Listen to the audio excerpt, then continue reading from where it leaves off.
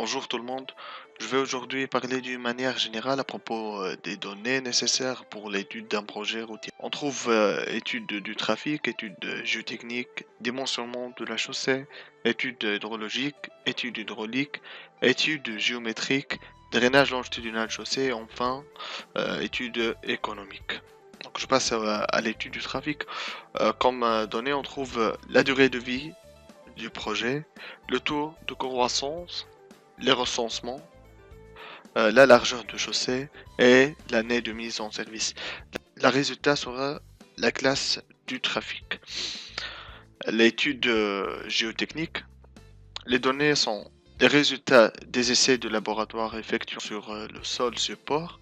On trouve parmi ces essais l'analyse granulométrique, limite d'Atterberg, essai Proctor et CBR, la densité sèche, la teneur en eau naturelle.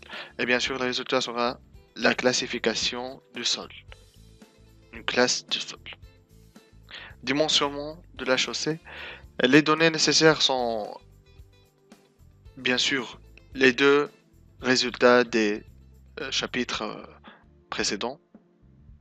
On trouve la classe du sol support et la classe du trafic et l'état du chaussée existant dans le cas où on a un projet de réhabilitation à travers les coupes de chaussée. Le résultat sera la structure de la chaussée. On trouve la couche de roulement, la couche de base et la couche de fondation. Pour chaque couche, on définit l'épaisseur et la nature de matériaux à utiliser. Étude hydrologique. Donc, l'étude hydrologique se fait avec deux manières. Premièrement, on trouve une méthode qui est définie par la carte d'état-major et l'utilisation du logiciel AutoCAD, ou bien on trouve une modélisation avec Global Mapper, donc à travers le Google Earth et le Global Mapper. Les résultats sont les caractéristiques géométriques des bassins versants sous forme de superficie, des pentes et longueur d'écoulement. Et par suite, à travers ces trois paramètres, on arrive à calculer le débit d'eau pour chaque bassin versant. Étude hydraulique. Bien sûr que l'étude hydraulique est basée sur le chapitre précédent, qui est l'étude hydrologique. Donc on trouve les résultats de l'étude hydrologique sont les données de l'étude hydraulique.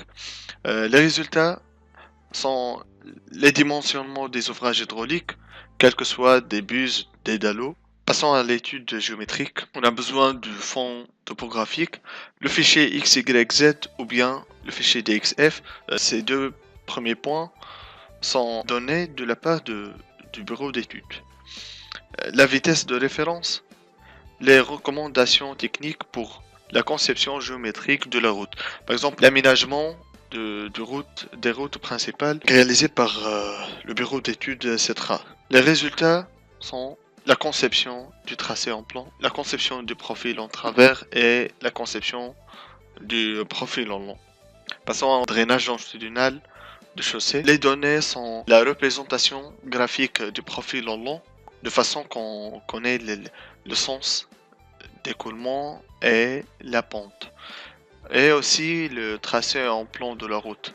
Le tracé en plan de la route va donner la superficie à évacuer. Les résultats, le débit à évacuer. Le résultat final, c'est le dimensionnement des ouvrages longitudinaux tels que fossés en terre ou bien fossés en béton ou bien des dallots et des bus. Et une étude économique. Les données nécessaires sont les quantités de tous les éléments constitutifs du projet, tels que l'installation de chantier, dégagement des emprises, terrassements généraux, chaussées et accotements, et drainage transversal et longitudinal, et la signalisation et équipement.